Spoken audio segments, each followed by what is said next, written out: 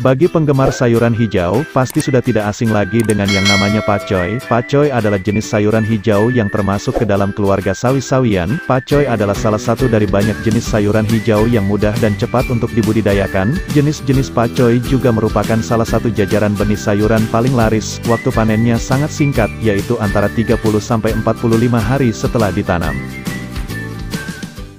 Menanam pakcoy tidak harus di tanah yang luas. Pakcoy bisa juga ditanam di pot atau polybag berukuran relatif kecil. Berikut ini adalah cara menanam pakcoy di polybag atau pot. Siapkan biji pakcoy, media tanam, sprayer, dan tempat penyemaian atau pot tray penyemaian. Semaikan biji pakcoy terlebih dahulu. Gunakan nampan khusus penyemaian atau pot tray semai atau bisa juga menggunakan pot, polybag, atau wadah lain. Media tanam untuk penyemaian sebaiknya berupa media tanam selain tanah, misalnya sekam bakar, kompos, atau cocopeat. Jika hendak menggunakan tanah, usahakan tanahnya berupa tanah yang gembur dan subur, yang telah diberi campuran pupuk kandang yaitu 1:1. Lubangi media tanam di wadah penyemaian dengan ujung lidi, kedalamannya sekitar 1 ruas jari, masukkan 2 biji per lubang. Maksud dari 2 biji ini adalah, jika 1 biji mati, 1 bijinya yang lain bisa menggantikannya untuk tumbuh. Untuk penyemaian, dalam polybag berukuran 15 cm bisa dibuat menjadi 5 lubang. Kubur lubang yang sudah diberi biji dengan cara menutupnya dengan media tanam yang berada di bibir setiap lubang. Anda tidak perlu menekan-nekannya. Siram menggunakan sprayer atau semprotan air dengan lembut setiap pagi dan sore. Simpan di tempat yang tidak terkena sinar matahari langsung. Jauhkan dari gangguan hewan, seperti ayam atau burung. Tunggu sekitar 2 minggu hingga pakcoy tumbuh dan berdaun 2.